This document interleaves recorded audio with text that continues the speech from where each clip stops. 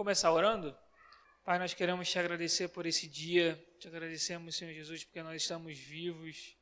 Obrigado pelo ar que nós respiramos, obrigado, Senhor Jesus, porque a tua misericórdia se renovou em nossa vida nessa manhã, nesse dia. Pai, nós entregamos esse estudo em tuas mãos, nós entregamos essa aula que nós vamos ter nessa próxima hora ao Senhor. Pedimos que o teu Espírito Santo possa nos guiar em toda a verdade. Pedimos que a tua palavra possa nos lavar nessa noite. Pedimos que o Senhor venha, meu Pai, renovar a nossa mente, destruir, meu Pai, todo falso raciocínio que se levanta contra o Senhor. Que toda falsa verdade, todo sofisma seja derrubado e destruído nas nossas vidas, em nome de Jesus.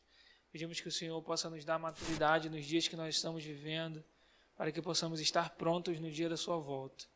Meu Pai, abençoe, Jesus, esse período da igreja.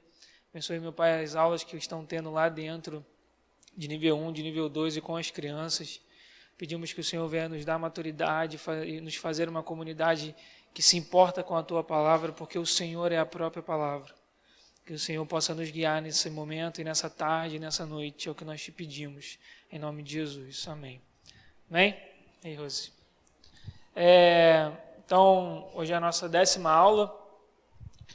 Eu vou continuar a falar um pouquinho, a gente vai continuar, nessa aula de hoje nós vamos continuar a falar um pouquinho sobre o casamento de Jesus com a igreja, ou seja, do noivo com a noiva.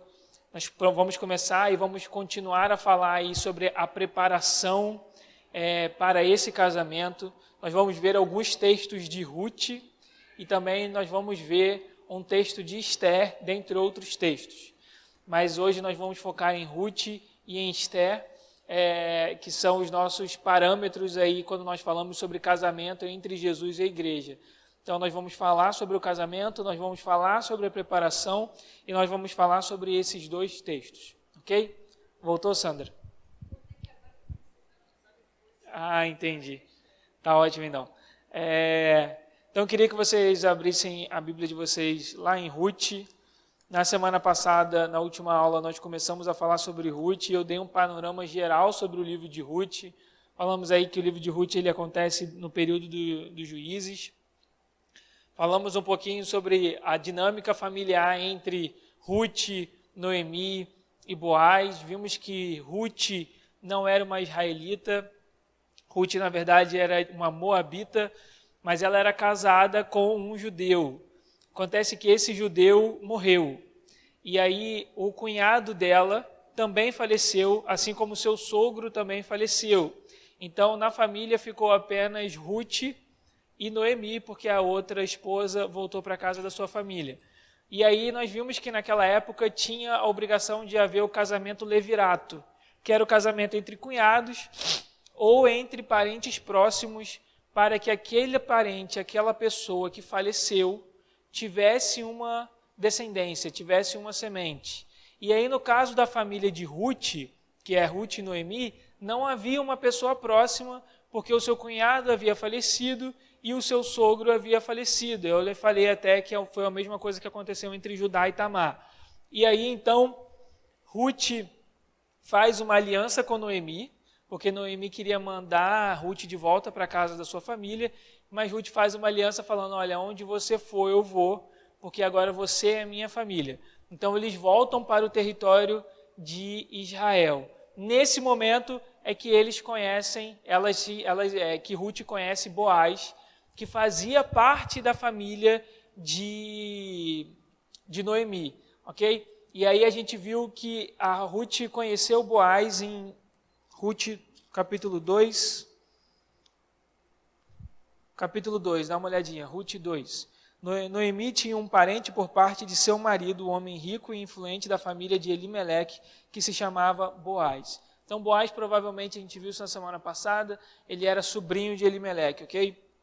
Ruth, a moabita, disse a Noemi, deixa-me ir para recolher espigas no campo de quem permitir. E ela lhe respondeu, vai, minha filha. Naquela época, uma lei mosaica falava que aquelas pessoas que tinham campo, que tinham colheita, sejam de milho, de trigo ou qualquer outro tipo de colheita, uva, elas não deveriam recolher 100% da sua colheita, ok? Parte da colheita precisava ser largada para trás, para que aquelas pessoas que não tinham condições, não tinham o que comer, ou não tinham uma família, ou não tinham um marido, como era o caso de Ruth e Noemi, para que elas pudessem recolher aquilo que ficou para trás e usar de sustento. Era uma política social que Deus estabeleceu no povo de Israel para que ninguém passasse fome ou morresse de fome porque não tinha condições de comer, de se alimentar ou alimentar a sua família. Então, quando Ruth faz esse pedido, versículo 2, Ruth, a Moabita, disse a Noemi, deixa-me ir para recolher espigas no campo de quem permitir. Ela não estava querendo roubar o fruto ou o produto da colheita de ninguém.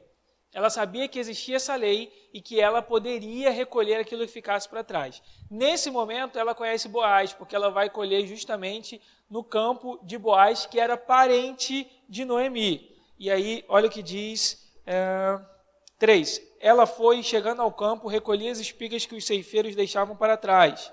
Por coincidência, aquela parte da plantação pertencia a Boaz, que era da família de Elimeleque.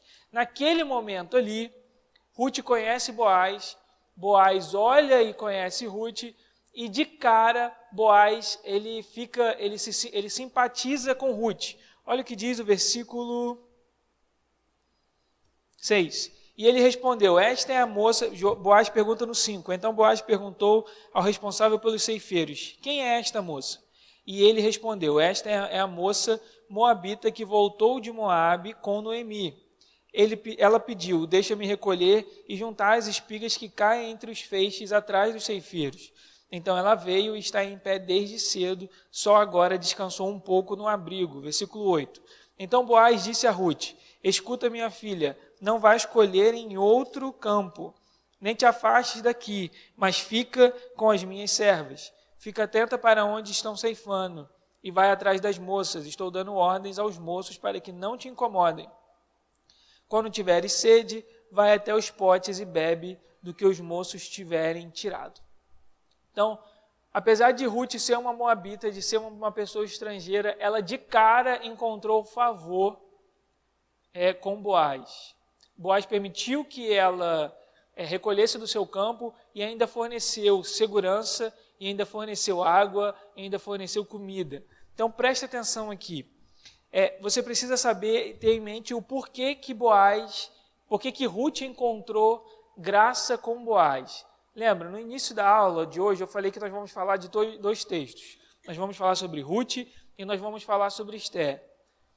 Os dois textos são textos de mulheres que encontraram graça diante de um homem e no final de tudo, essa graça levou a um casamento. Só que aí você precisa olhar o texto e sempre perguntar e fazer perguntas para o texto. Por que que Ruth encontrou graça diante de Boaz? Vai para Ruth, capítulo 1, versículo 16, primeiro.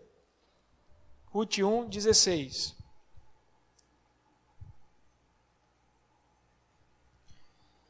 Mas Ruth respondeu, esse aqui é o pacto que ela fez com Noemi. Mas Ruth respondeu, não insistas comigo para que te abandone e deixe de seguir-te, pois aonde quer que fores, irei também, e onde quer que ficares, ali ficarei. O teu povo será o meu povo, e o teu Deus será o meu Deus. Um dos principais motivos porque ela encontrou graça diante de Boaz foi porque ela foi fiel.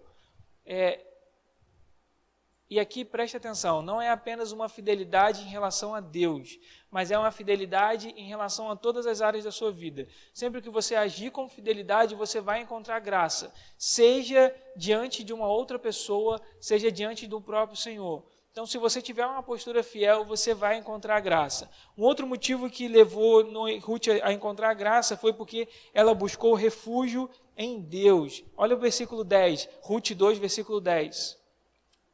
Ruth 2, versículo 10. Diz assim, então ela se inclinou, prostrou-se com o rosto em terra e lhe perguntou, por que achei favor aos teus olhos para que te importes comigo uma estrangeira? Ao que lhe respondeu Boaz, contaram-me tudo o que tens feito pela tua sogra, depois da morte do teu marido, como deixaste teu pai e a tua mãe e a terra onde nasceste, e vieste para um povo que antes não conhecias. Que o Senhor recompense o que fizestes, que receba grande recompensa do Senhor Deus de Israel, sob cujas asas vieste buscar abrigo. A fidelidade de Ruth para Noemi, se tornou uma situação conhecida, ao ponto de Boaz saber quem Ruth era. A fidelidade dela chamou a atenção dele. E aí, aqui nesse texto, a gente tem um outro motivo que levou Ruth a ter graça diante de Boaz. Além da fidelidade, ela foi buscar segurança no Senhor, que é o que diz justamente o finalzinho do versículo 12, sob cujas asas vieste buscar abrigo. Então, os dois motivos que levaram Ruth a ter graça: ela se manteve fiel a Noemi e ela buscou refúgio em Deus. Toda vez que você se mantiver fiel, você vai encontrar graça. Toda vez que você buscar refúgio no Senhor, você vai encontrar graça. Porque Deus é Pai, amém? E Ele não vira as costas. Ele não vira as costas. Então, toda vez que você for até Ele, você vai encontrar uma resposta. Talvez não seja aquilo que você estava querendo ouvir, mas você vai encontrar Deus ali para você, você vai encontrar o Pai ali para você. Isso é graça, isso é favor imerecido. Então, a graça de Ruth foi porque ela foi fiel a Noemi e também foi porque ela foi buscar segurança e auxílio sob as asas do Senhor. Toda vez que você for até o Senhor, você não vai voltar sem nada dele. Você pode até não voltar aquilo que a gente estava falando, com aquilo que você queria ouvir, com aquilo que você queria receber. Mas você Deus nunca vai ser indiferente em relação a você. Talvez essa seja a melhor expressão. A graça que Ruth recebeu diante de Boaz tiveram algumas consequências. Se você estiver anotando, você pode anotar. Os benefícios da graça que Ruth recebeu. Primeiro, descanso. Boaz deixou que ela descansasse no seu campo após a colheita. Ele não simplesmente falou assim, depois que você colher isso aqui, você pega as suas coisas e vai embora. Ele não, descanse com as minhas servas, porque eu também dei ordem para Tubem, porque era nova e ela era uma mulher bonita. Então, o primeiro benefício da graça, descanso. Vamos falar primeiro de Ruth e depois a gente volta falando a aplicação da nossa vida. O segundo benefício da graça, segurança. Exatamente isso que nós falamos aqui. Boaz deu ordem para os homens que trabalhavam com ele, para falar assim, olha, não perturbem ela. E ele ainda vira e fala assim, aonde as minhas servas forem, você vai, porque eu sei que é seguro. Não vai aonde elas não forem. Fique aqui no meu campo, porque aqui eu te protegerei. Então, o segundo benefício, segurança. O terceiro benefício, encorajamento. Ela foi encorajada. Toda vez que você percebe o favor de Deus em relação a você, você se sente encorajado. Quer ver? Quem aqui já recebeu uma profecia? Talvez uma palavra de conhecimento, talvez uma palavra de sabedoria, talvez uma palavra profética. Toda vez que você recebe, você é encorajado. Porque é como se você se sentisse, caramba, Deus está me vendo. Não é? Você se sente importante. O favor de Boaz, você se sente notado. O favor de Boaz para Ruth encorajou ela, porque ela virou assim, eu saí de lá, eu estou numa terra estrangeira, eu não tenho marido, eu não tenho sogro, eu não tenho filho, mas eu encontrei graça diante do Senhor do campo. Fala.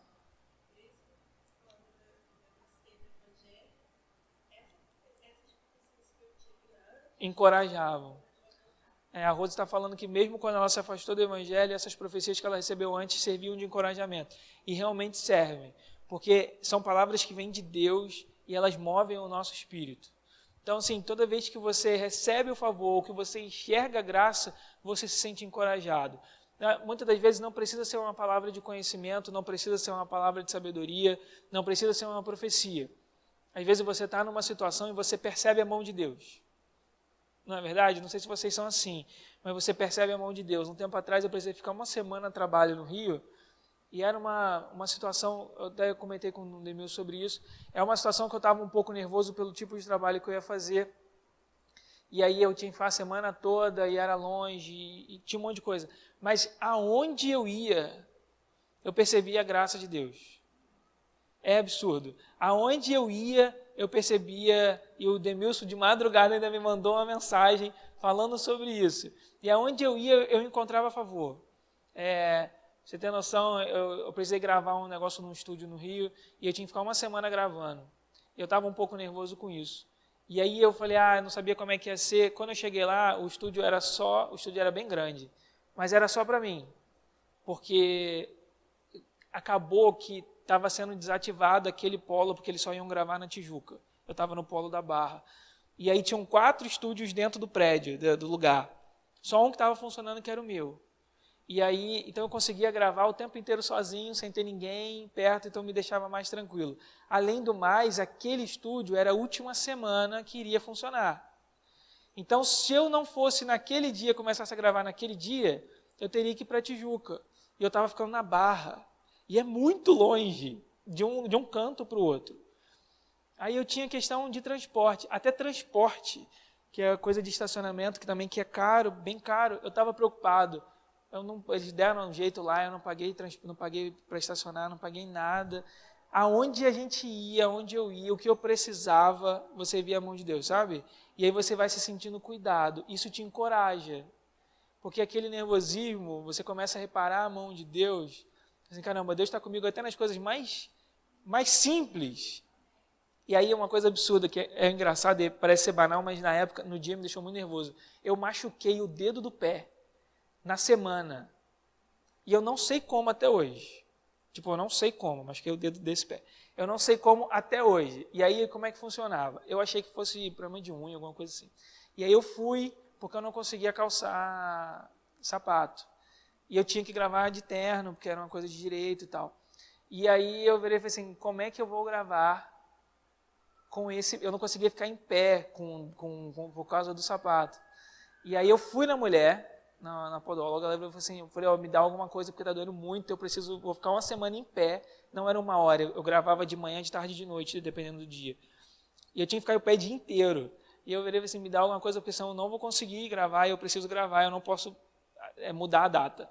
Ela olhou meu dedo e virou assim, olha, você não tá com nada na unha, parece que alguma coisa caiu no seu pé. Nada caiu no meu pé. Você acha que se alguma coisa tivesse caído no meu dedo, eu lembraria, né? Você não lembra quando você dá... Pois é, exatamente. E assim, eu não lembro o que aconteceu, eu simplesmente não conseguia botar o sapato. E eu cheguei lá preocupado, eu cheguei lá mancando. Botei o sapato mesmo assim, mas cheguei lá mancando, estava inchado, estava horrível. E aí eu virei e falei assim, cara, o técnico do estúdio, Francisco, o nome dele. Eu falei, Francisco, até isso era legal, porque o pessoal era muito gente boa. Eu falei, cara, eu machuquei o pé. É possível eu gravar sem o sapato? Ele, não tem problema não, a gente dá um jeito e pega só da sua cintura para cima. Se você quiser gravar sem sapato ou de bermuda, só com a parte de cima, tipo Jornal Nacional, você pode. E aí eu falei, cara, graças a Deus, eu não gravei de bermuda, né? Porque não ia ter cara de fazer isso. Não, na hora eu agradeci a Deus, porque eu não sabia como eu ia conseguir ficar em pé. Cara, era 1 semana. Eu tive que gravar, eu gravei aula, né? Eu gravei 42 aulas. Então, assim, eu tive que gravar 42 aulas a semana toda em pé. Se fosse de sapato, eu não saberia como é que ia ser isso. Então, aonde você vai, você consegue ver a mão de Deus nas coisas mais simples. Mas o importante é a gente reconhecer. Porque às vezes a gente passa por uma coisinha simples. Ah, legal, eu consegui o estacionamento. Ok, cara, naquela hora, eu falei, Senhor, obrigado. Obrigado porque eu consegui o estacionamento. Obrigado porque eu não preciso usar sapato. Obrigado porque só tenho eu aqui, eu posso ficar mais à vontade. Obrigado por isso, obrigado pela equipe. Você vai enxergando a mão de Deus, mas porque você está atento para aquilo ali. Toda vez que você consegue enxergar a graça de Deus e o favor de Deus, seja numa coisinha pequena como essa que eu estou falando, seja numa coisa maior, você se sente encorajado. Então, quer ver um outro exemplo que a gente precisa prestar atenção? Quando a gente fica doente. Quando a gente fica doente, a primeira coisa que às vezes a gente desanima é por causa disso. Eu fiquei doente. Ou então você está fazendo um exame e alguma coisa aparece no seu exame. Caramba, eu descobri que eu tenho tal coisa. Sei lá, qualquer coisa. Descobri que eu tenho tal coisa. Putz, você fica chateado. E aí, o que eu te encorajo a fazer é ore para que você seja curado. Mas, ao mesmo tempo, agradeça a Deus que Deus te colocou como um médico que te atendeu com atenção e descobriu aquilo que você tem. É ou não é? Porque dependendo do que você tiver, o médico às vezes passa por você, ele nem olha na sua cara, né? Às vezes passa por você e você é diagnosticado errado, e você começa um tratamento errado, e por aí vai.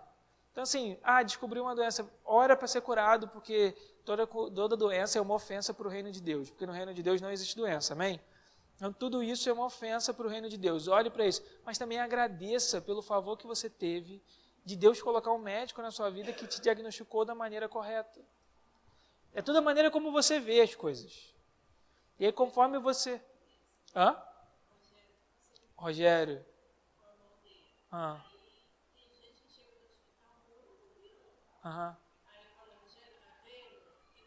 Exatamente.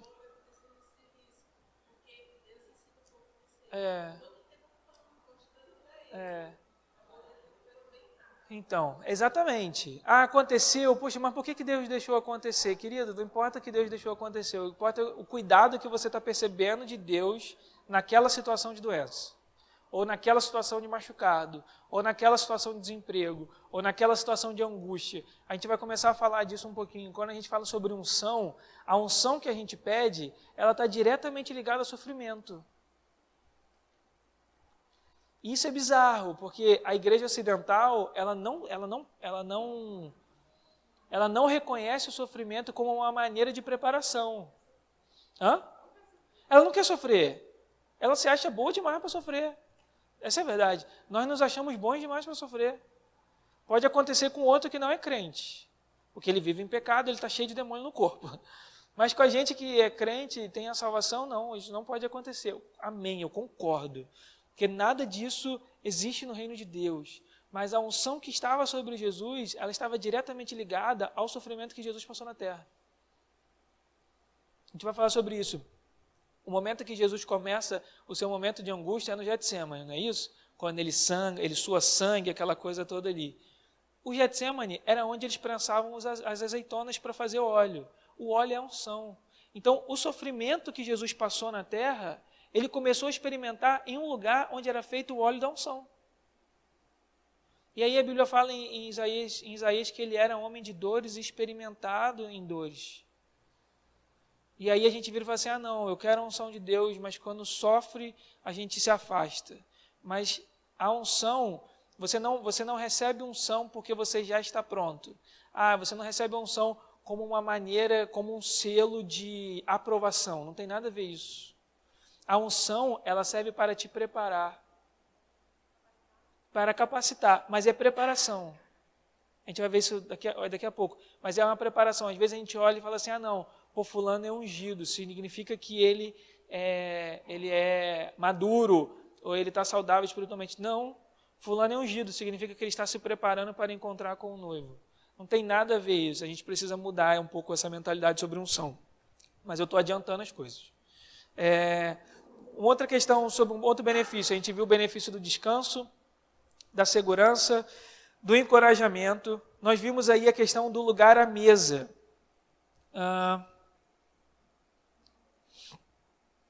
Versículo 3, Ruth 12, versículo 13. Ruth 2, versículo 13. Diz assim, e disse ela, que eu continue encontrando, olha isso, que eu continue encontrando o favor aos teus olhos, Senhor meu, pois me consolaste e encorajaste a tua serva. E eu nem mesmo sou uma das tuas servas. Na hora da refeição, Boaz lhe disse, aproxima-te, come do pão e molhe o teu pedaço no vinagre. Ela se sentou ao lado dos ceifeiros, e Boaz lhe ofereceu grãos tostados. Ela comeu até ficar satisfeita e ainda sobrou. Quando ela se levantou para recolher espigas, Boaz deu ordem aos seus servos, deixai que recolha até entre os feixes, não a impeçais. Então, além de ela poder recolher aquilo que ficou para trás, ela podia recolher daquilo que ainda nem tinha ficado para trás. Os ceifeiros iam passando e eles iam recolhendo dos feixes, e aquilo que caía, ela poderia pegar. Mas Boaz vira e fala assim, olha, deixa ela pegar daquilo que cai e daquilo que ainda não foi colhido. Deixa ela pegar o que ela quiser pegar.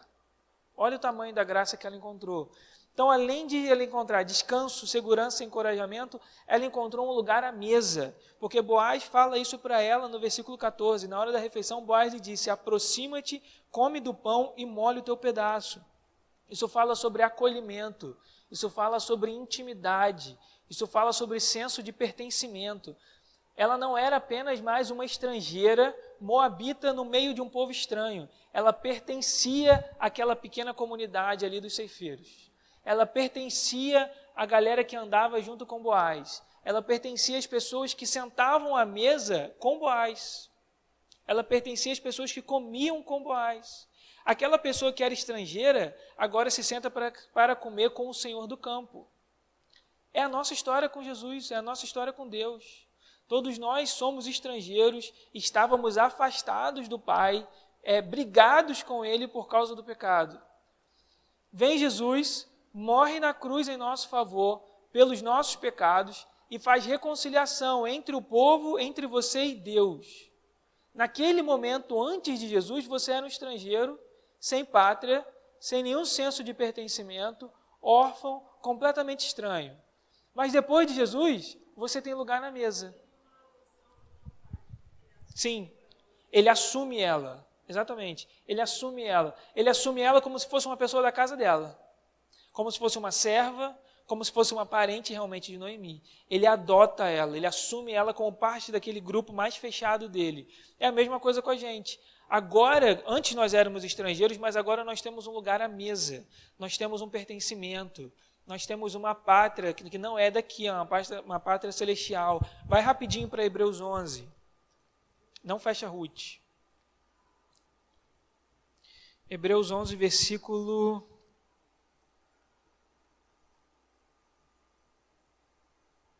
13. Todos estes morreram. Hebreus 11, 13. Hebreus 11, 13. Todos estes morreram mantendo a fé sem ter recebido as promessas, mas tendo-as visto e acolhendo-as de longe, declararam ser estrangeiros e peregrinos na terra. Os que dizem tais coisas mostram que estão buscando uma pátria. E se estivessem se lembrando da pátria de onde saíram, teriam oportunidade de voltar. Mas agora almejam uma pátria melhor, isto é, a celestial. Por isso também Deus não se envergonha deles, nem de ser chamado o seu Deus, porque já lhes preparou uma cidade. Foi isso que aconteceu com Ruth. Ruth, antes de uma estrangeira, agora pertencia, agora comia à mesa do Senhor do campo. Hoje nós comemos à mesa do Senhor. Ele não é apenas o Senhor do campo, ele é o Senhor de toda a criação. Em hebraico tem essa expressão, é um dos nomes de Deus, é Adon Olam, significa Senhor do universo, é o Deus do universo. Hoje nós sentamos à mesa não apenas com o Senhor do campo, mas com o Senhor que criou todo o universo. É a história de Ruth com Boaz, é a nossa história com o Senhor. Então vamos lá. Benefícios da graça: descanso, segurança, encorajamento, lugar à mesa, satisfação. Boaz deixou ela comer até que ela ficasse satisfeita. Ela não comeu apenas para matar, ou ela não tinha apenas uma pequena porção. Ela tinha satisfação. A nossa vida com o Senhor é isso, nós devemos estar sempre satisfeitos. Deus nos satisfaz as nossas necessidades. Ele é tudo aquilo que a gente precisa que Ele seja. Não é isso que significa o Yahvé? Eu serei o que serei, eu serei tudo aquilo que você precisa que eu seja para você, que eu satisfaça as suas necessidades. Foi isso que aconteceu com Ruth. Além de satisfação, tinha abundância. Final do versículo 14. Ela comeu até ficar satisfeita e ainda sobrou. Você não vai ter apenas aquilo que você precisa. A graça traz isso. Você vai ter mais do que você precisa. Você vai receber aquilo que você precisa e ainda vai sobrar. Isso revela a natureza graciosa de Deus. Todos nós recebemos de Deus mais daquilo que nós merecíamos e mais daquilo que nós tínhamos a necessidade de receber para sermos satisfeitos. Deus sempre vai além.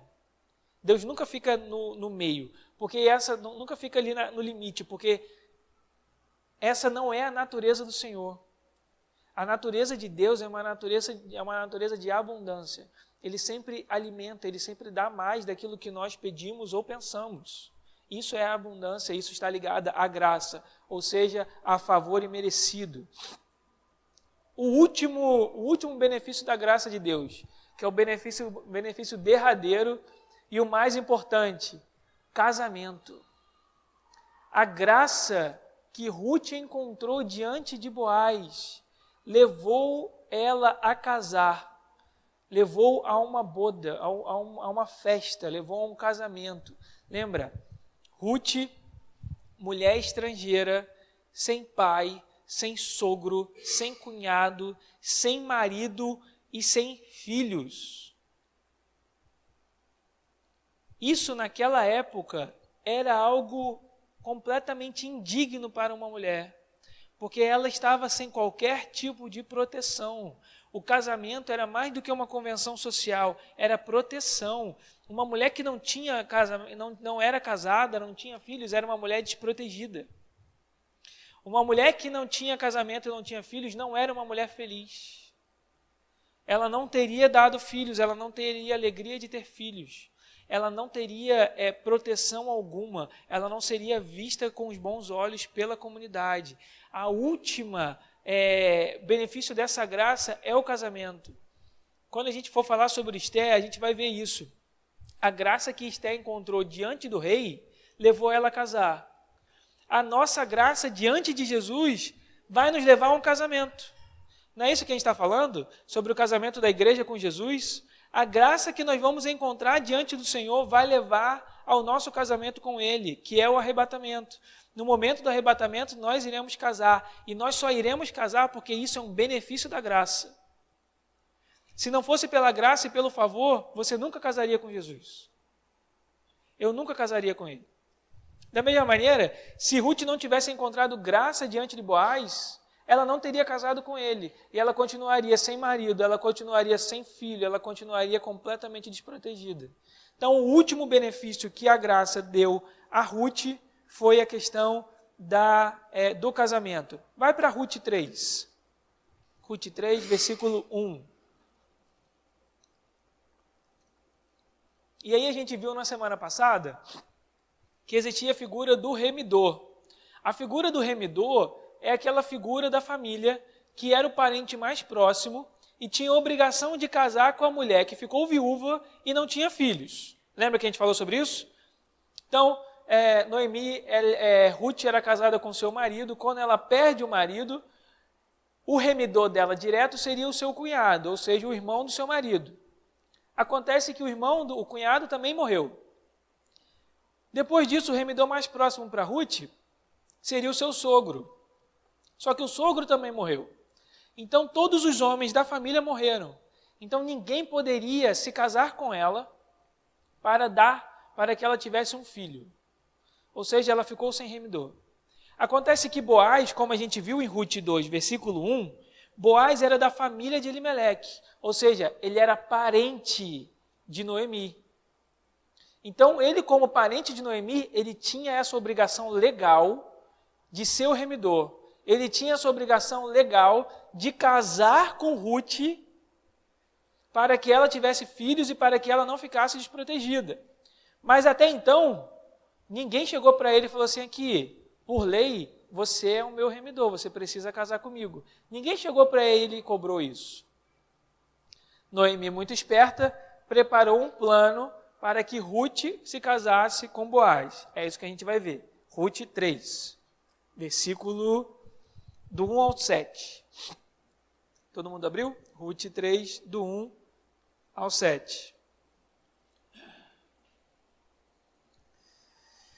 Depois dessas coisas, sua sogra Noemi lhe disse, minha filha, vou procurar para ti um lar seguro que te traga felicidade. Em outras palavras, vou procurar para você um marido. Era isso. Quando ela fala, vou procurar para ti um lar seguro, não era um lugar para ela morar como uma escrava ou como uma empregada. Era um marido. 2. Boaz, a quem servem as moças com quem estiveste, é nosso parente. Hoje à noite ele estará limpando a cevada na eira. 3. Olha a tática e olha as etapas de preparação para o casamento. Agora, lava-te, perfuma-te e veste tua melhor roupa e desce para a eira. Mas não permitas que ele te veja até que tenha acabado de comer e de beber. O que fala na Bíblia de vocês aí no versículo 3, além do lava-te e perfuma-te? Alguém fala diferente? Banha-te e unge-te. Então, é lavar, é se lavar, se ungir e se vestir. Se você estiver anotando, anotem isso. As etapas de preparação aí que Noemi fala para Ruth é: se lave, se unja e se vista. Lavar, ungir e vestir. Versículo 4. E quando ele for dormir, observa o lugar em que se deitar. Depois entrarás, olha isso, depois entrarás, descobrirás os pés dele e te deitarás. Ele te dirá o que deves fazer. Respondeu-lhe Ruth: farei tudo que estás me dizendo. Isso aqui é importante. Farei tudo o que estás me dizendo. Em seguida ela desceu a eira e fez tudo o que a sua sogra lhe havia falado. Depois de Boaz ter comido e bebido, alegrou-se e foi deitar-se junto ao monte de grãos. Ruth aproximou-se em silêncio, descobriu-lhe os pés e se deitou. E aqui você precisa entender porque essa história parece um pouco cabulosa. Parece o famoso golpe da barriga. Mas a verdade é que Ruth não fez nada de ilegal ou de indecente. Primeira coisa. Como Boaz era um parente próximo, ele legalmente tinha a sua obrigação de ser um remidor. Quando Noemi vira e fala assim, olha, deita e descobre os pés dele, você vai ler que em alguns lugares fala sobre, dá a entender que é sobre deixar nu. Não é. Descobrir os pés é realmente isso. Ele estava deitado e ele estava coberto, sobre as pernas e sobre os pés. Não queria dizer que ia deixar Boaz sem roupa. Não é isso. Ele estava realmente com uma coberta. Vai aos pés dele e deita-te aos pés dele. Ou seja, é em sinal de submissão. O pé, sempre fala isso, lembra de Maria que ungiu os pés de Jesus? Ela se derrama, ela se prostra diante dos pés de Jesus e ela unge os pés de Jesus. Na semana que vem eu falo sobre aquela questão de Maria ungindo os pés de Jesus. Quando vira e fala assim, ó, deita-te aos pés dele, fique em lugar de submissão em relação a Boaz. Ou seja, faça tudo isso para que você continue a encontrar graça diante de Boaz. Quando fala sobre descobrir, não é simplesmente descobrir e deixar o cara com o pé de fora para ele passar frio. Ela queria que Boaz, ela queria ter a permissão de pegar a coberta que Boaz estava usando e ela mesma se cobrir. Porque naquela época, a figura de um homem cobrindo uma mulher era a figura do casamento. Era a figura da proteção. Então, quando um homem cobria uma mulher, significa que ele iria protegê-la com a cobertura do casamento. Lembra que eu falei? O casamento naquele período era muito mais do que uma convenção social. Era uma proteção. Simbolizava que a mulher estava protegida debaixo de um matrimônio. Significava que a pessoa estava protegida através de um casamento. Então, olha o versículo 8. Vamos seguir. Olha o versículo 8. No meio da noite, o homem acordou de repente. Ele se virou e se assustou ao ver uma mulher deitada aos seus pés. Então perguntou, quem és tu? Ao que ela respondeu, sou Ruth, tua serva. Aí ela vai direto. Casa-te com a tua serva, pois tu és o resgatador. Ou seja, querido, não tem para onde correr. Você tem uma obrigação legal comigo e eu preciso que você se case comigo, porque você é o resgatador. Então ele disse, o Senhor te abençoe, minha filha. Com este gesto mostraste bondade maior do que antes, pois não foste atrás dos mais jovens, sejam ricos e sejam pobres. Isso aqui significava que Boaz já tinha em mente que ele era o resgatador dela. E ele já havia até demonstrado, isso dá a entender que ele já havia olhado e gostado de Ruth. Só que tinha um outro resgatador que era mais jovem e mais rico do que ele. Então ela virou e falou, ele pensou, eu sou o resgatador, mas tem alguém melhor do que eu. E é isso que ela fala, e é isso que ele fala para ela. O Senhor te abençoe, minha filha, com este gesto mostraste bondade maior do que antes, pois não foste atrás dos mais jovens, sejam ricos ou sejam pobres. 11. Agora não temas, minha filha, pois te farei tudo quanto me pedires. Toda a cidade do meu povo sabe que tu és mulher virtuosa. A fidelidade que Ruth demonstrou para Noemi, o fato dela ter buscado proteção sob as asas do Senhor, isso fez com que ela fosse reconhecida como uma mulher virtuosa. Isso fala sobre caráter. A virtude fala sobre caráter. Muitas das vezes a gente percebe que quando uma pessoa é infiel, o que a gente automaticamente liga? Essa pessoa não tem caráter. Quando alguém é infiel com a gente, essa pessoa não tem caráter. Ou essa pessoa tem uma falha de caráter. A pessoa diz uma coisa e faz outra. A pessoa acerta um negócio com você e descumpre e desfaz o negócio. Isso é um problema de caráter. O fato de Ruth ter sido fiel e ter buscado segurança no Senhor fez com que ela fosse reconhecida pelo seu caráter, que foi uma outra coisa que chamou a atenção de Boaz e levou ele a olhar ela com os olhos de graça e favor. Versículo 12. É verdade que eu sou o seu resgatador, mas há outro parente mais próximo do que eu. Ou seja, existe outra pessoa na linha aí. Antes de mim, tem alguém que tem esse direito. 13. Fica aqui esta noite. Se de manhã ele quiser assumir o seu papel de resgatador, que o faça. Se não quiser, juro pelo nome do Senhor, eu o farei. Deita-te até pela manhã. Então ele não mandou ela embora. Ele mandou, não, fica aqui. E ele ainda faz uma promessa para ela, ele faz um pacto com ela. Se o outro não quiser, eu quero. E eu vou casar com você, eu vou te resgatar. É isso que ele faz. Outra coisa, quando fala aqui que eles se deitaram, para você ver como é que não era uma questão, não tinha nenhum tipo de indecência sexual. Isso aqui era um lugar aberto. Naquela época, no final da colheita, as pessoas celebravam o final da colheita. E muitas das vezes elas dormiam na colheita. Tanto que ele vai se deitar sobre os grãos. Não foi num lugar escondido, ela não entrou de fininho na casa dele. Eles estavam num lugar público. Ok? 14. Ali? 14. Ela ficou deitada aos seus pés até pela manhã e levantou-se antes de clarear para que não fosse reconhecida, pois ele disse que ninguém fique sabendo que uma mulher veio até a ele. Ele ainda se preocupou com a honra e a fama dela. E disse mais, traz aqui o manto com que te cobres e segura-o. Ou seja, aquele manto que estava no pé dele, ela usou durante a noite para se cobrir.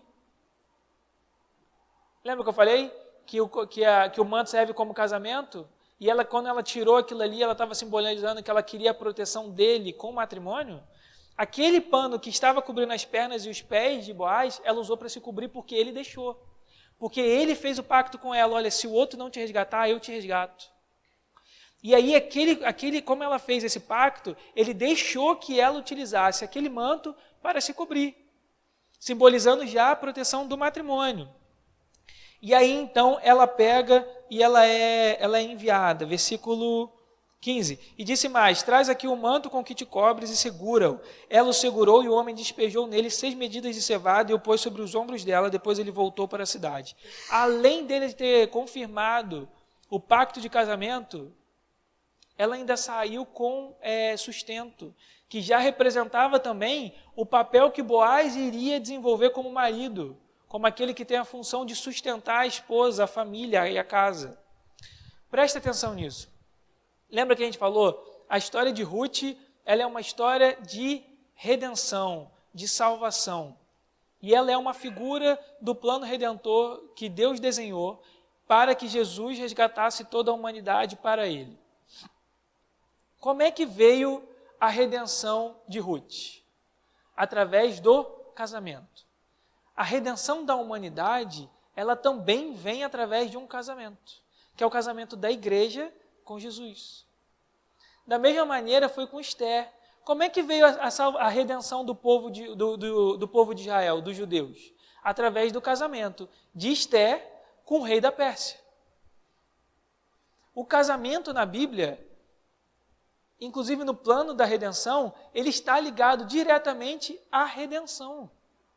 Da mesma maneira que Ruth foi resgatada através do casamento, a humanidade é resgatada através do casamento com Jesus. Da mesma maneira que os judeus foram resgatados e salvos através do casamento de Esther, a humanidade é resgatada através do casamento com Jesus. Só que o casamento só é atingido se a noiva se prepara.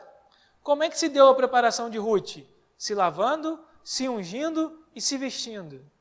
O se lavar é relativamente fácil da gente entender, que é a questão de você ser purificado dos seus pecados, de você se vestir de vestes de justiça, de você ser justificado, da sua culpa ser retirada, de você nascer de novo, como Jesus ensina para Nicodemos em João 3. Isso é fácil da gente entender.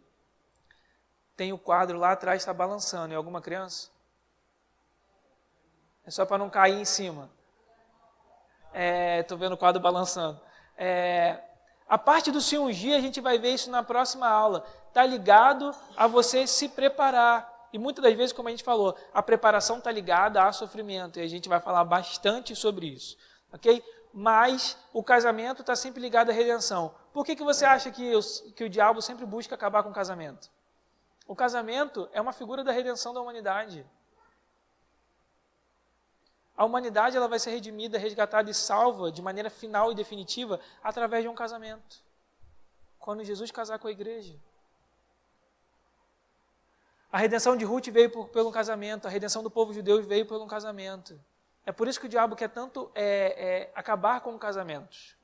Se ele acaba com o casamento, ele acaba com essa figura e esse ideal que nós temos em relação a isso que nós esperamos que é o nosso casamento com o Senhor Jesus. Se a gente não presta atenção para o casamento hoje, se a gente não vê o casamento como algo importante, como é que você vai enxergar o casamento da igreja com Jesus como algo importante? Não é verdade? Isso é um problema para a minha geração, por exemplo, chamados millennials, né? A galera que nasceu junto mais ou menos da minha geração. É uma galera que vê o casamento com os olhos muito mais relativos do que a galera antigamente. Essa semana eu estava conversando com uma pessoa, ele é crente, e ele estava falando que ele não via problema, ele era crente mesmo. Ele não via problema se ele fosse morar junto com a namorada, sem casar.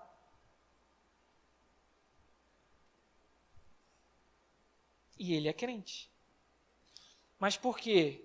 Porque vê essa questão do casamento como algo relativo. Só que o casamento não é algo relativo. Se a gente começa a relativizar a questão do casamento, é o que a gente fala sobre, é o que a gente viu sobre cingir a mente, né? Sobre preparar a mente, alinhar a mente aos pensamentos. Se a gente vê isso como algo relativo, a gente vai enxergar o casamento de Jesus com a noiva, com a igreja, de maneira relativa. Só que a redenção da humanidade vai vir através de um casamento. Então, o casamento de Boaz e de Esté é o casamento de Jesus com a igreja. Ok? Tranquilo até aí, gente? É a questão de Apocalipse 19, ok? É a questão de Apocalipse 19. Como a gente viu, o casamento ele precisa e ele demanda preparação. No caso de Ruth, a preparação teve 3 etapas. Se lavar, se ungir e se vestir. Lá em Apocalipse 19, vai para Apocalipse 19. Apocalipse 19, versículo 7.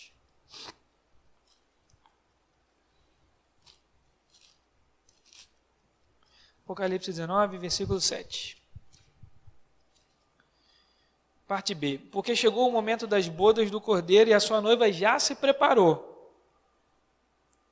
E foi-lhe permitido vestir-se de linho fino, resplandecente e puro, pois o linho fino são as obras dos santos. Esse versículo fala sobre uma noiva que já havia se preparado. Acontece que nós não chegamos a esse ponto ainda, nós ainda estamos no ponto da preparação. Mas todo casamento ele demanda uma preparação. Apocalipse 19 fala sobre preparação, se vocês quiserem anotar. Mateus 25, do 1 ao 3, fala sobre a parábola das 10 virgens. Eu não vou ler, só anotem essas referências. Mateus 25, do 1 ao 13, a parábola das 10 virgens. A parábola das 10 virgens fala sobre preparação. 5 estavam preparadas para receber e esperar o noivo. As outras 5 não estavam. E o que elas não tinham? Óleo. O que o óleo fala? Sobre ungir. A parte delas que era ligada à unção e ao óleo, elas não tinham. Seria o equivalente a Ruth só ter se lavado ou só ter se vestido, mas não ter se ungido. Então, Mateus 25, do 1 ao 13, parábola das 10 virgens, fala sobre preparação também. Mateus 22, anotem. Mateus 22, do 1 ao 14, fala sobre a parábola do casamento. Parábola do casamento, eu já expliquei essa parábola versículo por versículo para vocês há umas 2 aulas atrás. Também fala sobre preparação. João 14, do 1 ao 4, fala sobre a preparação de morada. Jesus fala isso, eu vou preparar morada. Todo casamento demanda preparação, seja por parte da noiva, seja por parte do noivo que vai para preparar o lugar. A parte da noiva é lavar, ungir e se vestir. O parte do noivo preparar o lugar, seja por parte do pai do noivo, que envia os seus servos para chamar todas as pessoas para a festa de casamento, como a gente viu em Mateus 22. A outra questão de preparação é o que a gente já viu em Ruth 3, do 1 ao 7. Outra preparação, Gênesis 24, 53.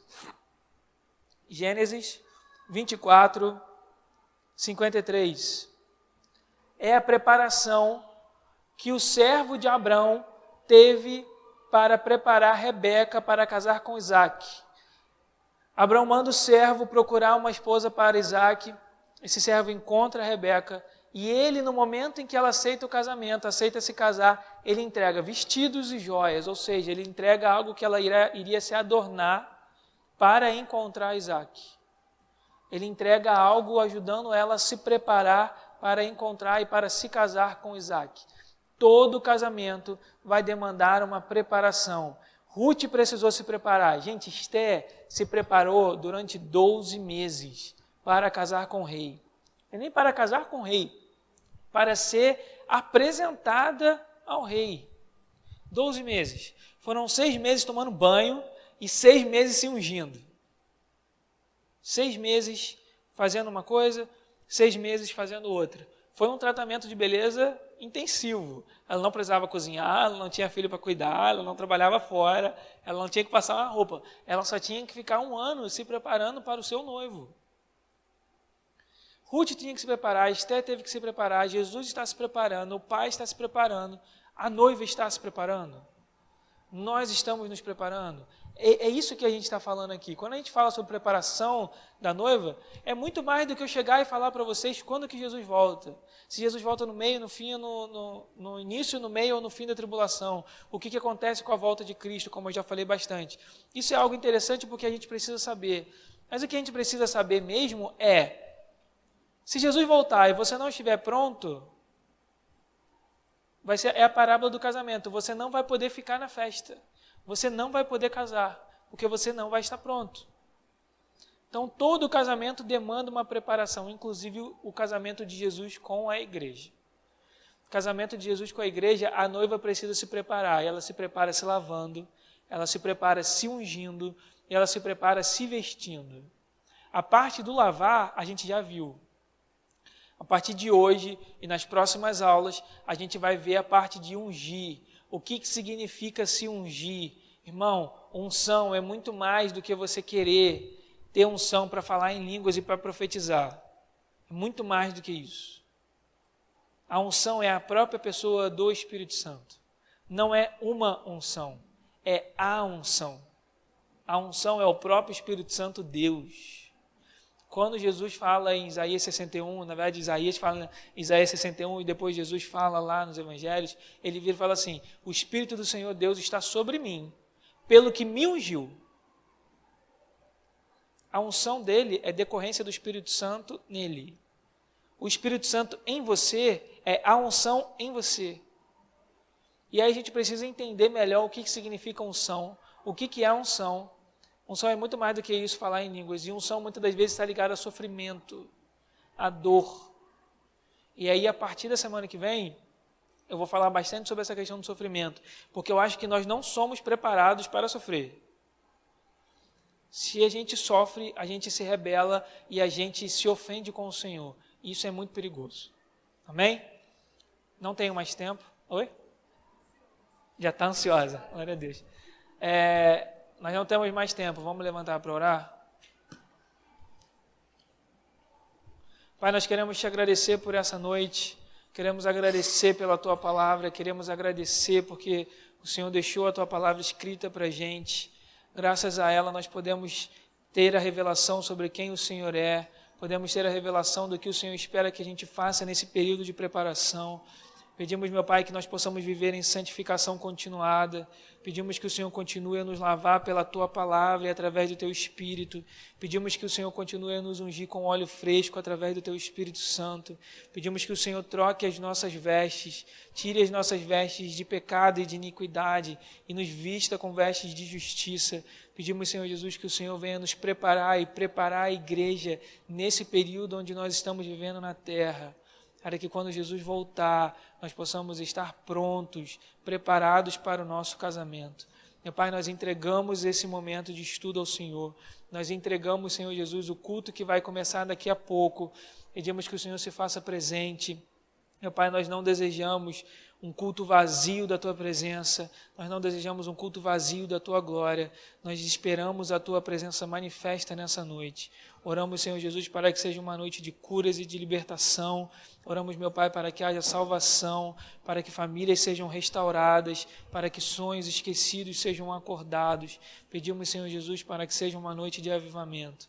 Meu Pai, que o Senhor possa trazer as pessoas para o culto em segurança, que não haja nenhum tipo de problema e nenhum tipo de empecilho, para que elas possam vir e Te prestar o culto racional. Nós entregamos ao Senhor e nós Te agradecemos por tudo, em nome de Jesus. Amém.